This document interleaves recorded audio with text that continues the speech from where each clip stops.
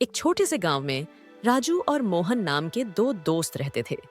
दोनों एक दूसरे के बहुत अच्छे दोस्त थे, लेकिन उनके स्वभाव में बहुत अंतर था। राजू बहुत ही मेहनती, ईमानदार और दयालु था, जबकि मोहन थोड़ा आलसी और लालची था।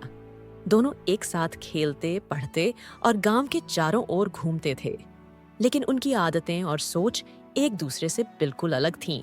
एक दिन दोनों दोस्त गांव के पास के जंगल में घूमने गए। जंगल में वो एक बड़े और पुराने पेड़ के पास पहुंचे। यह पेड़ बहुत ही विशाल और सुंदर था। पेड़ के नीचे एक साधु बैठे थे। साधु ने दोनों को देखा और मुस्कुराते हुए कहा, बच्चों, ये पेड़ कोई साधारण पेड़ नहीं है। ये एक जादुई पेड़ है। ये तुम्हारी इच्छाएं पूरी कर सकता है।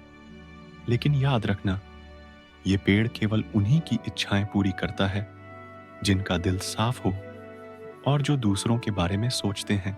राजू और मोहन ने साधु की बात सुनी और पेड़ के पास बैठ गए। साधु ने उन्हें एक जादुई पत्ती दी और कहा, जब तुम्हारी कोई इच्छा हो तो इस पत्ती को पेड़ के नीचे रख देना और अपनी इच्छा मन में दोहराना।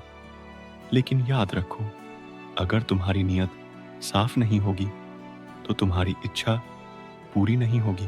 राजू और मोहन ने पत्ती ले ली और वापस गांव की ओर चल दिए। रास्ते में मोहन ने कहा, राजू, ये पत्ती बहुत कीमती है।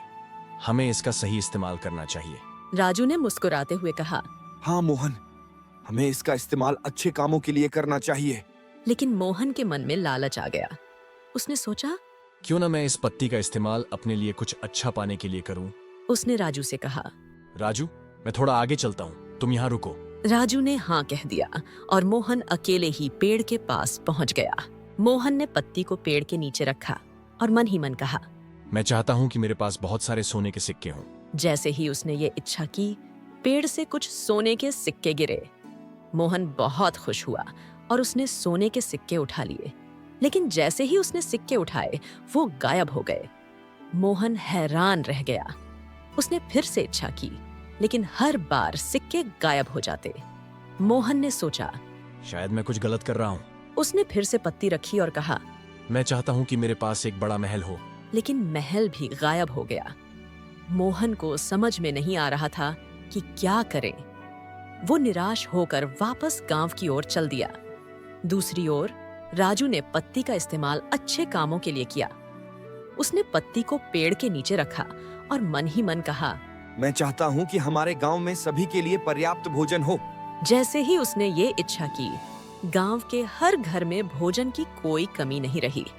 राजू बहुत खुश हुआ और उसने फिर से पत्ती का इस्तेमाल करते हुए कहा, मैं चाहता हूँ कि हमारे गांव में एक स्कूल बने जहाँ सभी बच्चे पढ़ सकें। अगले ही दिन गांव में एक सुंदर स्कूल बन गया। गांव के लोग राजू की तारीफ करने लगे और उसे धन्यवाद देने लगे।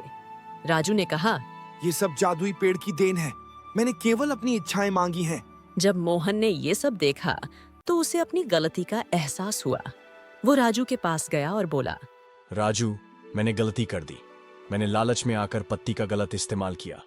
मैं समझ गया कि जब तक हमारी नीयत साफ नहीं होगी, तब तक हमारी इच्छाएं पूरी नहीं होंगी। राजू ने मोहन को समझाया, मोहन, लालच हमेशा बुरा फल देता है। हमें हमेशा दूसरों के बारे में सोचना चाहिए और अपनी इच्छाओं को अच्छे कामों के लिए इस्तेमाल करना चाहिए। मोहन ने राजू की बात मान ली और उस दिन से वो भी अच्छे काम करने लगा। उसने पत्ती का इस्तेमाल करते हुए गांव के लिए एक अस्पताल बनवाया, जहां सभी गरीब लोगों का इलाज मुफ्त में हो सके। गांव के लोग अब खुशहाल थे। उनके पास पर्याप्त भोजन था, बच्चों के लिए स्कूल था और बीमारों के लिए अस्पताल था। राजू और मोहन ने मिलकर गांव को एक बेहतर जगह बना दिया था।